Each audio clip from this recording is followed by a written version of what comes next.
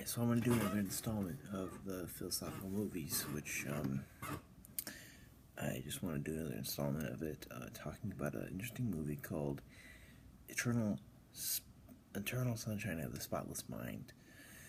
The title of this movie of which came from, a poem by Alexander Pope, and, pretty much, it has to do with, this couple, a guy named Joel and a girl named Clementine. She, well, at this time of this movie, they have technology where there's this company, with which they can erase memories from your mind if you so choose. You can have certain memories erased from your mind if you so chose to. Basically, due to relationship issues, and this is a very, deep and in-depth relationship. Joel loves Clementine and, basically, is not very happy with her choice to erase all memories. She chooses to erase all memories of him from her mind. That way she can have, a new life free of him, and just to start anew without him, I guess. So I guess I think you should watch the movie. It is currently on Netflix, right now. Definitely is. I mean, it can drag a little bit, to be honest with you, but,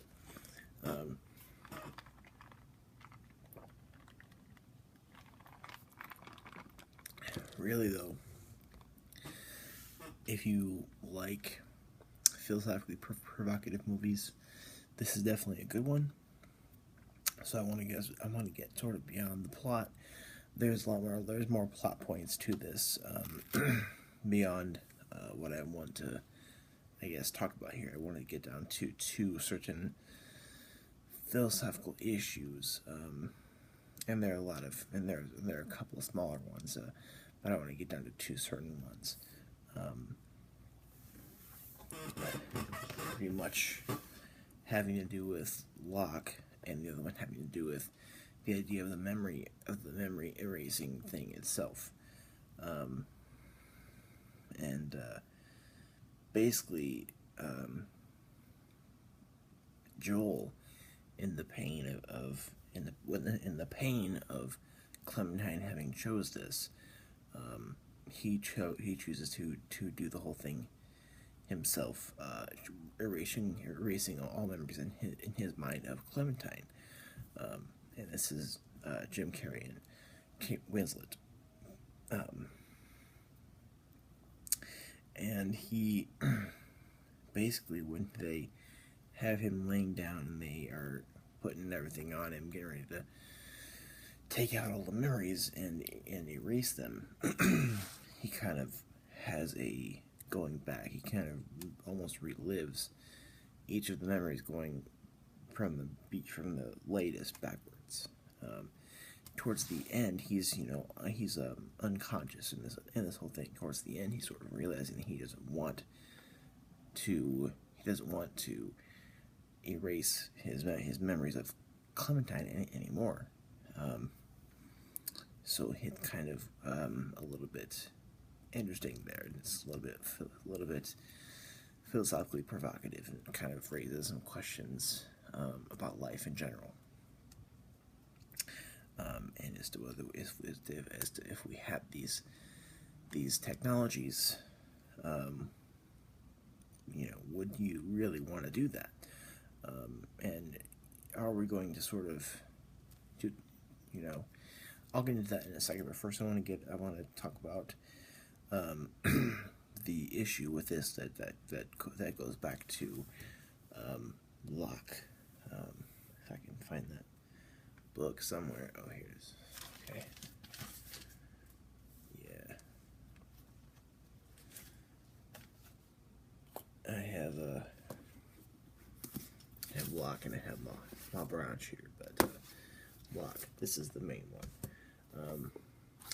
Locke, he in this book and I say concerning human understanding, he kind of goes and gives a epistemology, as talking about the mind itself and what it means to know something and that kind of thing. And I do plan on doing a part-by-part overview of that book at some point on this channel. I already have a lot of projects on this channel. I'm not going to start another, I guess. So the whole thing is Locke's idea that memory has to do with identity. When you add memories, when life goes on, you add memories to your life, to your brain, into yourself, and how memory, when you add more memories onto yourself, you contribute more to who you are as a person, to your identity. And basically, when Joel was with his previous ex-girlfriend, he was a different person than when Clementine decided to leave him and erase her memory of him. So basically, Joel at point A, where he doesn't know anything of Clementine, is a totally different identity than Joel at point B, where, after his relationship with Clementine is over, and he's in pain over it, and he basically, the whole issue is, if you decide to erase your memory, or certain parts of your memory, if Joel, given that Clementine decided to erase her memory of Joel, and then he does the same of her, are those two people different people as a result, since they took away memories from their brains? Are they both now different people? And I think the answer to that question is yes. I think that memory, in a way, does contribute to who you are as a person. However, I'm not convinced that is entirely the case. I'm not convinced that memory. I'm more convinced to the fact that the self, or your identity of who you are, is separate from what happens to you and what memories you amass. So that's interesting. I think it's kind of interesting to think about. And there's also the whole issue of the main guy of the brain erasing company who had an affair with a younger person of the company, and apparently when his wife or somebody finds out, and they send letters to everybody who got the memory erasing techniques, so then Joel and Clementine both know that they had their memories of the other person erased, and then they decide to give the whole relationship a go again and see where it goes. So, and then there's the whole issue of the whole Marcel Proust thing. And what I mean by Marcel Proust says in his novel The Sweet Cheat Gone that it's better to have lived through the sufferings that you have lived through, because they make you who you are. And that I would rather, how they say, between grief and nothing, I'd take grief. I would have suffering or grief rather than nothing, because, I'm more of a person. They make me who I am. So personally, if we did have those technologies of memory erasure today, I would, and let's say something happened between me and my fiance, and we had those technologies, and we decided to erase each other's memory of each other.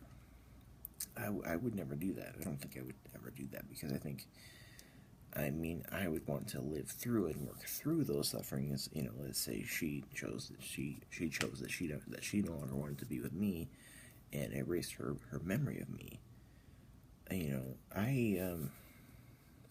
Even then, I don't think I would erase my memory of her, because I'd rather work through things that have happened to me and my sufferings, because they make me a more mature and more strong person than what I was before, if that makes sense. So I think, and there's also the ethics of memory erasure itself, and as to whether that is even a ethical procedure, if that were to exist. And even then, I would say no. So, if you've seen this, comment below what you thought, and let me know if any other philosophical movies you would like me to do. Thank you.